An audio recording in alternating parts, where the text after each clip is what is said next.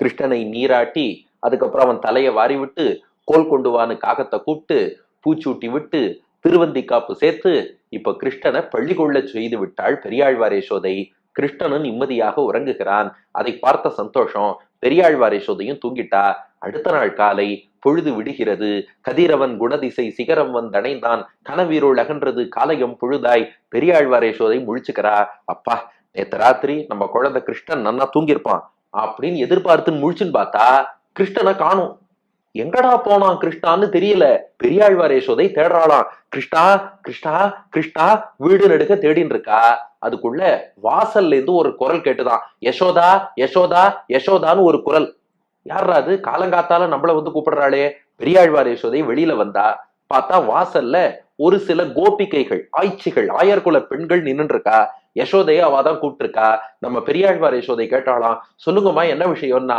அவ சொன்னாலாம், உன் மகனை அடக்கி வை.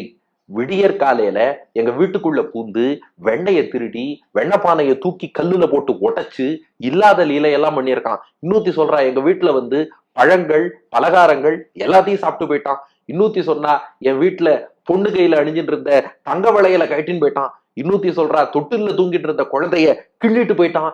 இப்பதான் பெரியாழ்வார் யசோதைக்கு புரிஞ்சுது. ஓஹோ, நம்மால் விஷமம் பண்ண ஓடிட்டானா. இவனை வீட்டுக்குள்ள எங்க போனான்னு தேடின்னு இருக்கேன். இவன் யசோதை எழுந்துக்கிறதுக்கு முன்னாடி விடியற் காலையிலேயே எழுந்து எல்லா வீட்லயும் விஷமம் பண்றதுக்காக போயிருக்கான். இப்பதான் புரிஞ்சுதான் பெரியாழ்வார் யசோதைக்கு.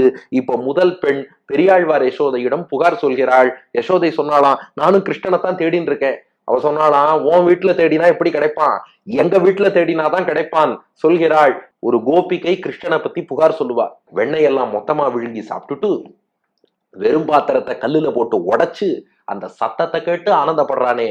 இந்த கிருஷ்ணன் கற்ற திருட்டு வித்தியை எங்களால தடுத்து நிறுத்தவே முடியல.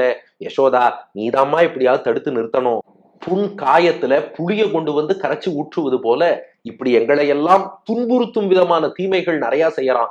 ஒவ்வொரு வீட்டிலையும் போய் பண்ணிட்டு இருக்கான். இப்படிப்பட்ட தான் தலைவன் உணர்த்தும் கண் படைத்தவன், அல்லது அண்ணன் பலராமனுக்கு பக்கத்திலேயே சேராதவன், அப்படிப்பட்ட ஒரு மகனை பெற்றிருக்கிறாயே யசோதா, உன் பிள்ளைய வந்து கூவி அழைத்துக்கொள்.